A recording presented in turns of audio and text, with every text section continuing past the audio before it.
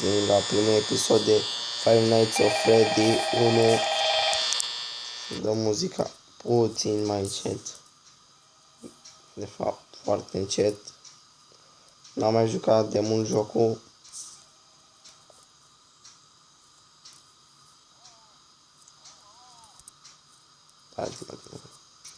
Da, știți despre ce este vorba.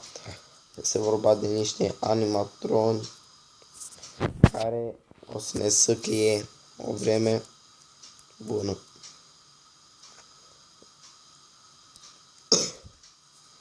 Normal, în prima noapte nu prea se întâmplă nimic. Putem sta calmi. Da, și mă gândesc să încep o nouă serie cu jocuri de groază, cum ar fi Five Nights at Freddy, Slenderman și multe altele.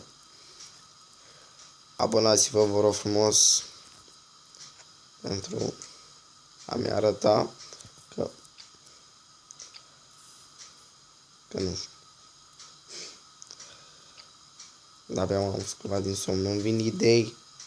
Da, bun, am sincer. Mi-am luat jocul ăsta fără bani.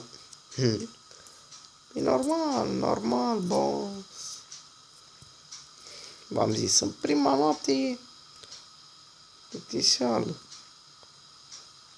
Nu se întâmplă mai nimic. Dar după aia, în a doua, se întâmplă în a treia. În a patra, vine aia pe tine ca muștele.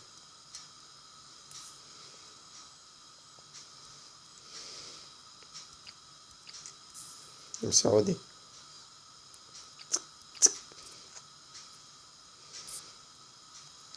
Sunt încă aici, văd eu. Nimeni prin prejur. E momentan 2 amiaza. Știți, normal e până la 6 dimineața. 3. Mere.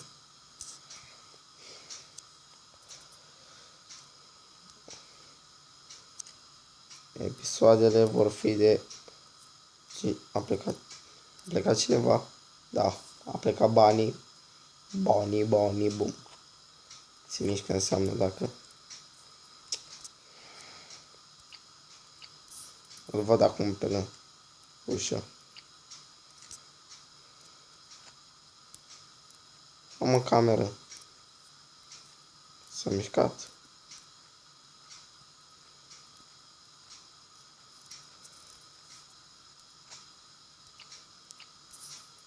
Unde ești, mă, bro?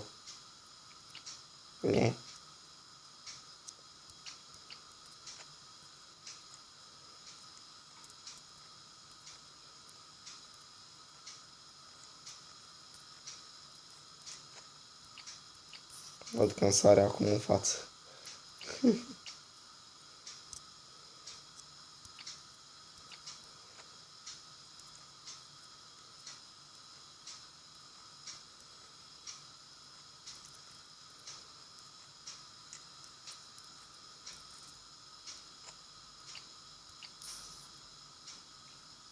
Momentan e 4.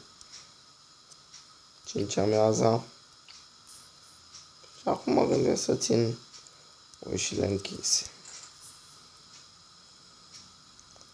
Chiar dacă rămân fără baterie, vreau să trag o perietură.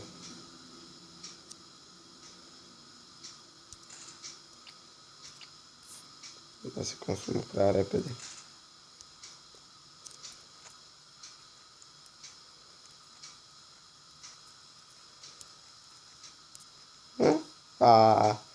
Foxy.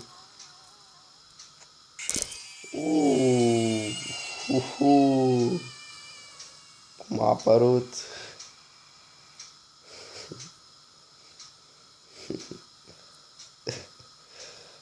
E bun, cam atât cu primul episod.